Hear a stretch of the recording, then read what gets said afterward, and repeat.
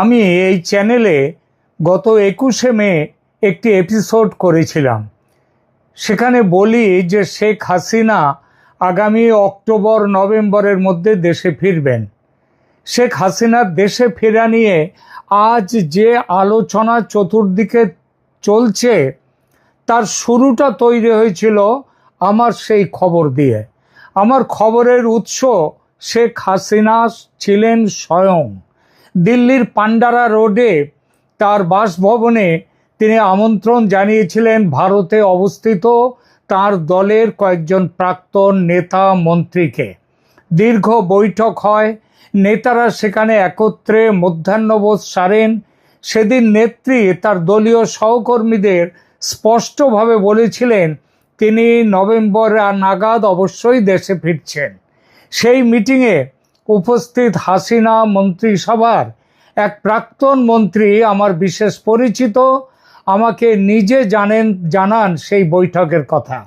আমাকে জানিয়েছিলেন যে শেখ হাসিনা শারীরিক ও মানসিক সব দিকেই পুরোপুরি সুস্থ, একদমই বিষাদগ্রস্ত নন। তাকে দেখে মনে হচ্ছিল বড় কোনো কাজে ঝাঁপিয়ে পড়ার জন্য তিনি তৈরি। তার মধ্যে যে উৎসাহ উদ্দীপনা সেদিন সবাই দেখেছিলেন, তার কারণটি আমি জেনেছিলাম। কিন্তু আমার সেদিনের এপিসোডে সেই কারণের কথা আমি বলিনি, কেননা পুরো ব্যাপারটা তখনও নিশ্চিত হয়নি, আলোচনা চলছিল। আজ এই এপিসোডে বলবো সে কথা, কারণ আলোচনা সমাপ্ত, সিদ্ধান্ত গৃহীত। এখন সিদ্ধান্ত কিভাবে সেটাকে বাস্তবায়িত করা হবে সেই ব্যাপারটা চলছে এখন।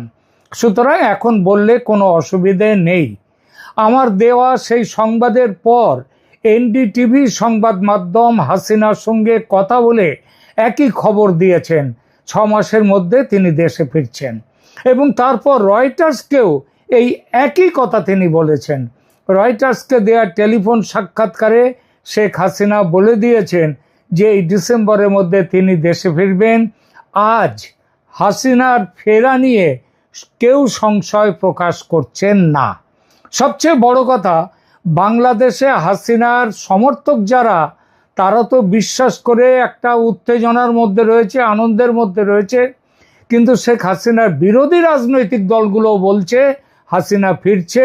এমন খবরও আসছে যে হাসিনার ফেরা আটকাতে নিজেদের মতো করে সবাই চেষ্টা শুরু করে দিয়েছে। চেষ্টা করছে বটে, কিন্তু হালে পানি পাচ্ছে না। কেন হালে পানি পাচ্ছে না কেউ?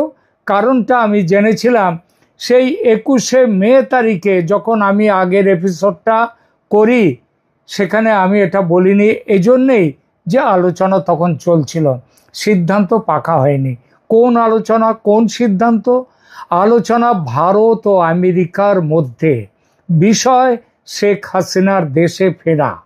আমেরিকার সঙ্গে শেখ হাসিনা সরাসরি কথা তখনও বলেননি, কথা হচ্ছিল ভারত আর আমেরিকার মধ্যে। আর যখন যা কথা হচ্ছিল তা নেত্রীকে জানিয়ে দিচ্ছিলেন এবং নেত্রীর বক্তব্য জেনে নিচ্ছিলেন ভারতের national security adviser Ajit Doval. আগেই বলেছি, বিষয় শেখ হাসিনা কিভাবে দেশে ফিরবেন, দেশে কোথায় ও কিভাবে থাকবেন তিনি, এবং আইনি লড়াই কিভাবে করবেন তিনি, সেই ব্লু প্রিন্ট তৈরির কাজ চলছে এখন কেবল অপেক্ষা ঝাঁপিয়ে পড়ার। আর এই খবর রয়টার্স থেকে এনডিটিভি আন্তর্জাতিক সংবাদ মাধ্যমের শিরোনাম দখল করে আছে এখন। তবে আজকের আলোচনা কেবল ফিরে আসা নিয়ে নয়, আজকের আলোচনার বিষয় এর নেপথ্যে থাকা অদৃশ্য সুতোটি নিয়ে।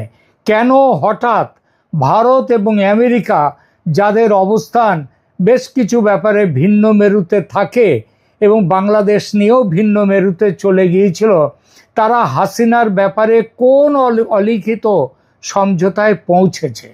আর সেই সমঝোতার আড়ালে কি বাংলাদেশের সংবিধান ও বিচার ব্যবস্থাকে এক নতুন সংকটের মুখোমুখি দাঁড় করিয়ে দেয়া হচ্ছে?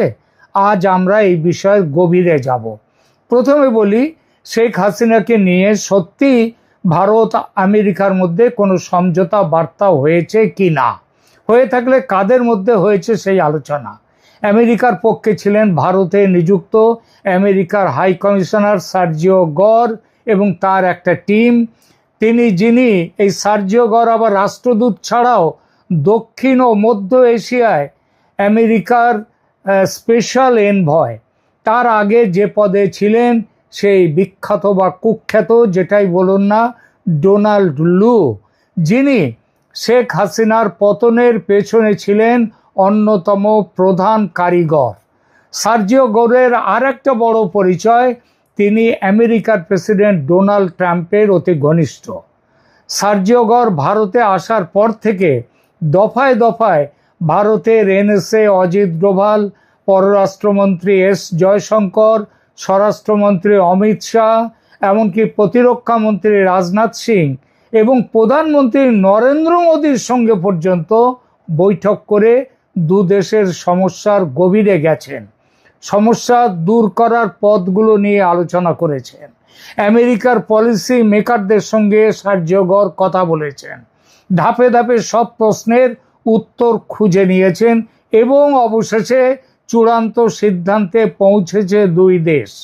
তারপর গ্রিন সিগন্যাল গেছে শেখ হাসিনার কাছে। কূটনৈতিক সূত্র থেকে যে খবর পেয়েছি, একটা পর্যায়ে আমেরিকার সঙ্গে আলোচনা এগোতেই পারছিল না একটা বিশেষ কারণে। আমেরিকা বলেছিল ইউনূসের সঙ্গে স্বাক্ষরিত গোপন চুক্তি হাসিনাকে মেনে নিতে হবে। ইউনূসের সঙ্গে আমেরিকার যে গোপন চুক্তি হয়েছিল, হাসিনা গো ধরেছিলেন, মানবেন না, বলেছিলেন পুরো চুক্তির কপি তাকে দিতে হবে, নইলে তিনি কোনো সমঝোতায় আসবেন না, তাই বিদেশে থাকতে হয়, আর যাই হয় হোক। কিন্তু তখন তাকে ভারতের পক্ষ থেকে বোঝানো হয় আপাতত গোপন চুক্তি নিয়ে কোনো রকম কথা কেউ দেবে না, দিতে পারবে না, ওটা তোলা থাক ভবিষ্যতের জন্য, দরকার হলে তখন এই চুক্তি নিয়ে আবার আলোচনা হতে পারে। আর চুক্তি যে একেবারে অজর অমর অক্ষয় হয়ে থাকে এমন তো নয়। আর ট্রাম্পের চলে যাওয়ার সময় তো আবার 4 বছরে ওদের ইলেকশন, তার 2 বছর প্রায় হয়ে গেছে, সুতরাং ট্রাম্পেরও চলে যাওয়ার সময় এসে যাচ্ছে, এরপর আলোচনা এগিয়ে যায়।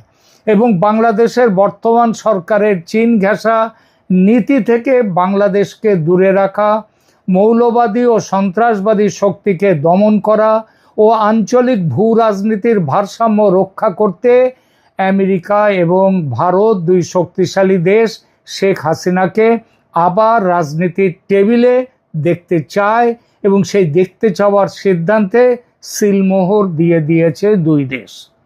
ঠিক হয়েছে হাসিনাকে দেশে ফেরানো, তাকে সুরক্ষা দেয়া, আওয়ামী লীগকে দেশের রাজনীতিতে পুনর্বাসন দেয়া, শেখ হাসিনার আইনি চ্যালেঞ্জ যাতে সুবিচার পায়, তার জন্য আমেরিকা ও ভারত যৌথভাবে তাদের দিক থেকে প্রয়োজনীয় কূটনৈতিক চাপ দেবে বাংলাদেশ সরকার, বাংলাদেশ সেনাবাহিনীকে।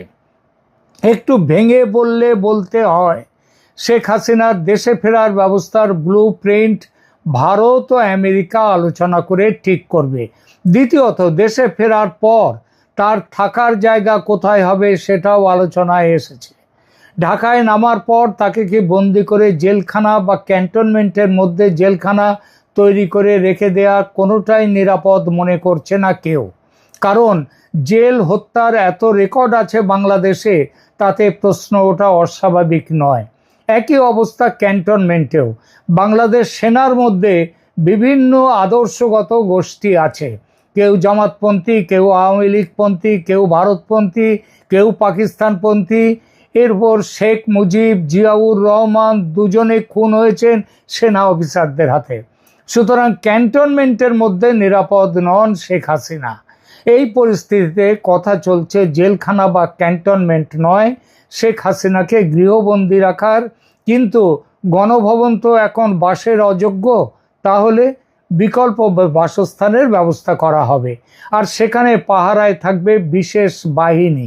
সেই বাহিনীর কম্পোজিশন কিভাবে হবে, কারা সেটা তৈরি করবে, সেটা দেখবে বাংলাদেশ সেনা ও ভারতের কর্তৃপক্ষ যৌথ আলোচনার মাধ্যমে, যার মধ্যে শেখ হাসিনার প্রতিনিধিও থাকবেন, এমন কথা শোনা যাচ্ছে।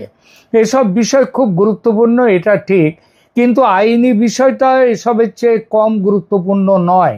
ইতিমধ্যে শেখ হাসিনার পক্ষ থেকে আইনগত চ্যালেঞ্জের বিভিন্ন দিক নিয়ে কাজ শুরু হয়ে গেছে।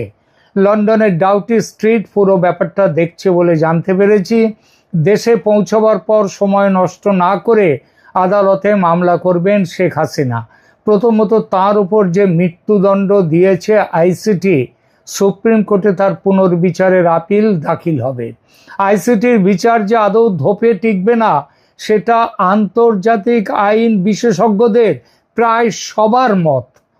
প্রথমত ট্রাইব্যুনাল তৈরি হয়েছিল, কেন এই মত দিচ্ছেন তারা? কারণ হচ্ছে প্রথমত ট্রাইব্যুনাল তৈরি হয়েছিল ৭১-এর যুদ্ধবন্দীদের বিচারের জন্য, কিন্তু যেভাবে তার টার্মস অফ রেফারেন্স বদল করে ২৪-এর অভ্যুত্থানকে যুক্ত করা হয়েছে সেটা আন্তর্জাতিক ট্রাইব্যুনাল নিয়ম কানুনের সম্পূর্ণ বিরোধী।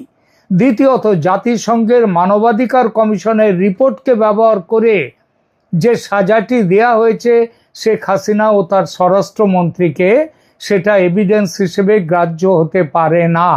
এ বিষয়ে ওই রিপোর্টেই স্পষ্ট নিষেধ করা আছে, আর ফলে মৃত্যুদণ্ড তাদের বাতিল হতে বাধ্য। একই ব্যাপার অন্যান্য মামলার ক্ষেত্রেও। এবার ইউনূস আমলের মতো বিচার করা যাবে না, কারণ এই বিচারে বিশ্বের নজর থাকবে, বিশেষত আমেরিকা, পশ্চিমা শক্তি এবং ভারত তো আছেই, তাদের নজর থাকবে। শেখ হাসিনার প্রত্যাবর্তন মানেই নতুন আইনি যুদ্ধ। তিনি কি কি চ্যালেঞ্জ জানাতে পারেন?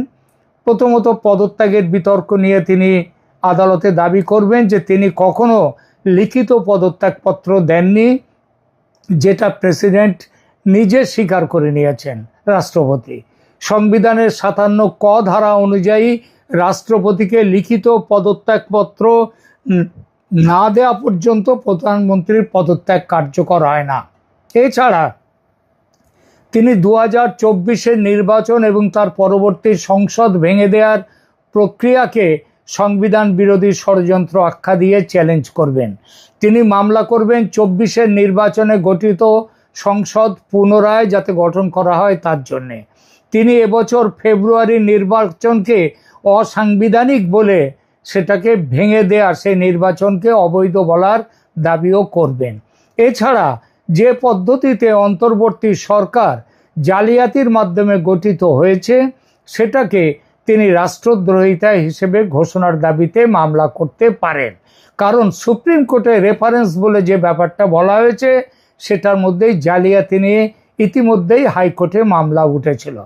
তিনি অভ্যুত্থানের বৈধতা বনাম সাংবিধানিক বৈধতা নিয়ে প্রশ্ন তুলতেই পারেন।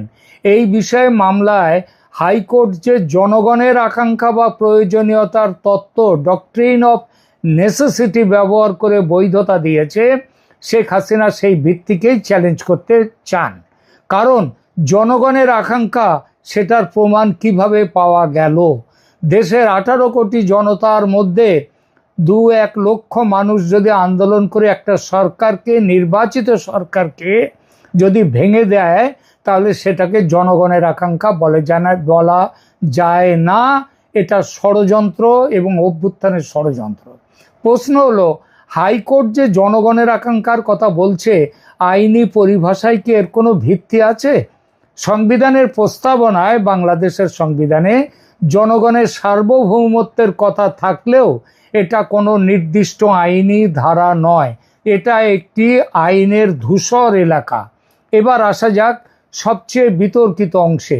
৫ আগস্টের ঘটনা প্রবাহ নিয়ে যে প্রশ্নগুলো উঠেছে, প্রধান বিচারপতির অবস্থান, রাষ্ট্রপতির রেফারেন্স প্রক্রিয়া, যদি অভিযোগ সত্যি হয় যে কোনো বেঞ্চে যথাযথ প্রক্রিয়া মেনে কোনো শুনানি হয়নি, কারণ ওই সময় সুপ্রিম কোর্টের কয়েকজন বিচারপতি, প্রধান বিচারপতি তিনি ছিলেন ক্যান্টনমেন্টে ছিলেন, এবং তার সেখানে ক্যান্টনমেন্টে কেন কোথাও এই ধরনের কোনো সেখানে সেদিন কোনো বেঞ্চ বসেনি।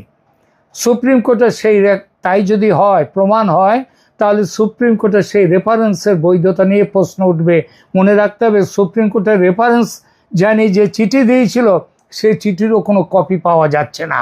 সুতরাং পুরো ব্যাপারটা একটা জালিয়াতি, এটা আইনি দিক থেকে কি একটু নরম করে বললে, আইনি দিক থেকে এটাকে প্রসিডিউরাল ল্যাপস বা প্রক্রিয়াগত ত্রুটিও যদি বলা হয়, যদি জালিয়াতি নাও বলা হয়, তাহলেও পুরো অন্তর্বর্তী সরকারের গঠন প্রক্রিয়ায় চ্যালেঞ্জের মুখে পড়বে। যদি কোনো আদালত এই জালিয়াতির অভিযোগ আমলে নেয়, অর্থাৎ বলে এটা জালিয়াতি হয়েছে, তবে বাংলাদেশের বিচার ব্যবস্থা এক অভূতপূর্ব সংকটের সৃষ্টি হবে, প্রশাসনিক সংকটও সেই সঙ্গে। এখন প্রশ্ন, যদি শেখ হাসিনা সত্যি আদালতে গিয়ে এই সমস্ত দাবিগুলো তোলেন, তবে রাষ্ট্র বা সমাজ কি করবে? যদি আদালত তার দাবি মেনে নিয়ে সংসদ ফিরিয়ে আনার রায় দেয় 2024-এর সংসদ, তবে তা কি দেশ জুড়ে চরম বিশৃঙ্খলার জন্ম দেবে না? নাকি একটি নতুন নির্বাচনের পথ প্রশস্ত হবে? অন্যদিকে আদালত যদি প্রথাগত আইনের দোহাই দিয়ে তার আবেদন খারিজ করে দেয়, তবে শেখ হাসিনার সমর্থক গোষ্ঠীরাও তারাও দেশে রাজনৈতিকভাবে একটা গোলমালের সৃষ্টি হতেই পারে। এখানেই এসে পড়ে আন্তর্জাতিক সমীকরণের প্রশ্ন। ভারত ও আমেরিকার প্রভাব শুধু হাসিনার নিরাপত্তার গ্যারান্টিতে সীমাবদ্ধ নয়, তারা দেশে যাতে কোনো বিশৃঙ্খলা তৈরি না হয়, দেশে যাতে একটা আইনি শাসন ব্যবস্থা থাকে, সেটাও তাদের দেখার কথা। সুতরাং প্রস্তাব দেয়া হচ্ছে, নাকি তারেক রহমানকে ইতিমধ্যে প্রস্তাব দেয়া হয়েছে যে এসব আইনি বিতর্কে দেশ এক চরম অরাজকতার মধ্যে পড়তে পারে, সেটা যাতে না হয় তার জন্যে শেখ হাসিনার প্রত্যাবর্তনের পর একটা কুলিং পিরিয়ড, শান্ত পিরিয়ড, শান্তি দিয়ে আন্তর্জাতিক নজরদারিতে নতুন করে ভোটের ব্যবস্থা হবে। শেখ হাসিনার কাছেও এই প্রস্তাব দেয়া হয়েছে, তারেক রহমানের কাছেও গেছে এই প্রস্তাব। যদি দুজনেই রাজি হয়ে যান, তাহলে বছর খানেকের মধ্যে নতুন করে নির্বাচন হবে বাংলাদেশে, এবং তখন দেখা যাবে পরিস্থিতি কোথায় যায়, কে ক্ষমতায় আসে। উপসংহারে এটাই বলা যায়, শেখ হাসিনার ফেরা, দেশে ফেরা শুধু একজন ব্যক্তির ফেরা নয়, এটি বাংলাদেশের রাষ্ট্র ব্যবস্থার ভিত্তি নিয়ে এক বিরাট পরীক্ষার সময়। প্রিয় দর্শক, আপনারা কি মনে করেন এই সাংবাদিক চ্যালেঞ্জ কি আদৌ টিকবে, নাকি ইতিহাসের চাকা অন্য কোনো দিকে ঘুরবে? কমেন্টে আপনাদের মতামত জানান, লাইক দিন ও সাবস্ক্রাইব করুন। ধন্যবাদ।